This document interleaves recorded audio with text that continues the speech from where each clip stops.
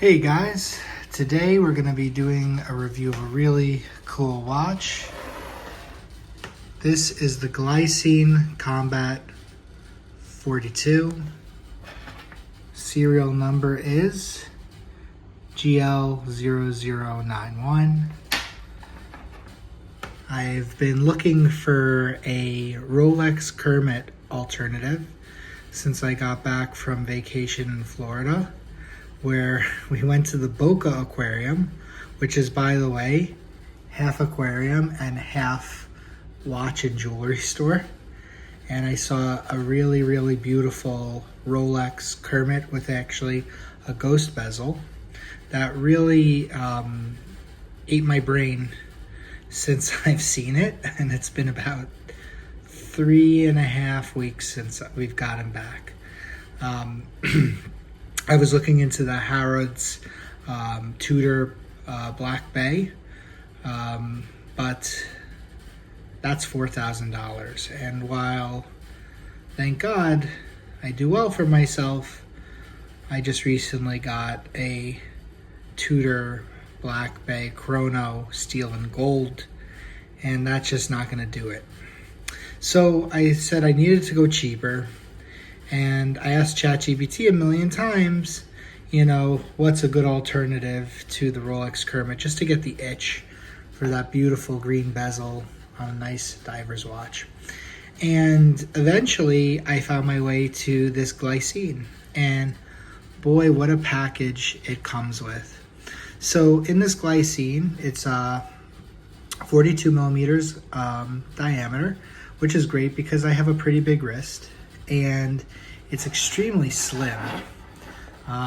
It's not very high because it has Sellita SW200 in there, which is an extremely thin movement. And it's just beautiful. I mean, it has a lot of real estate. It's nice. I wasn't sure how I felt about these Explorer style numbers. It actually reminds me a little bit of like a Patek Philippe, the Aquanaut, with the numbers. I really like it. It really struck me when I opened this up in the package today, and I was like, wow, oh my God. I mean, it just really is amazing.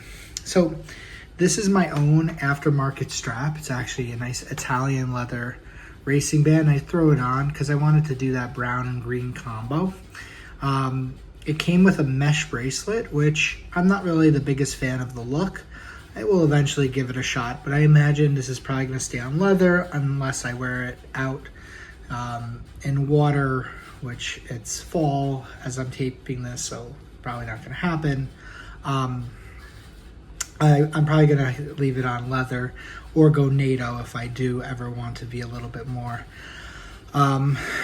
adventurous. So I wanted to show this in the light because it's really, with the quality of the light in my office, it's not so solid. Let's get a little bit more light on here, and you can actually see that green pop a little bit more. That is a beautiful green. You can also see the dial a little bit nicer. It's a standard black, but it's just so beautiful. And guess how much this costed me? $500 on eBay. I think because of the green, this is goes at a higher price point. If you want something with a black bezel, you can get this watch for $200, $300 shipped to you on eBay or aftermarket, whichever way. What a deal. What a deal. The Harrods Black Bay would have been $4,000, $4,200. This came $500 shipped. Amazing. What a value.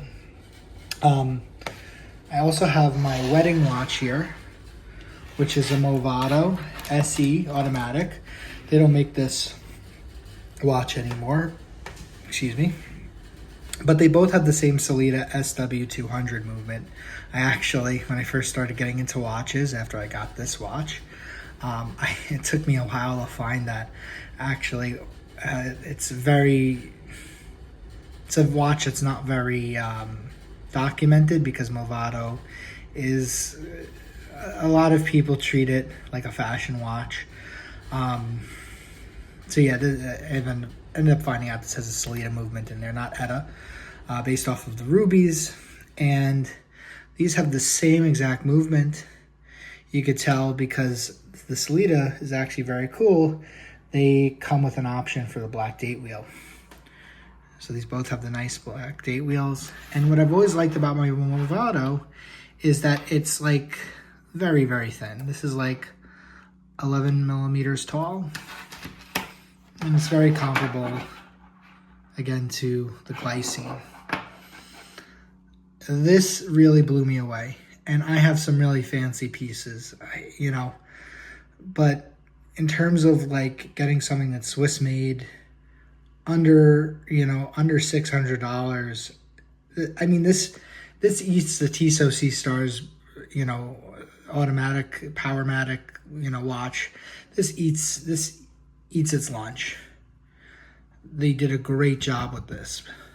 I mean, seriously, I'm completely blown away. So yeah, that's my thoughts on the Glycine Combat Sub 42 millimeter. If you want a great diver, pick one up. You know, how can you go wrong? You just can't.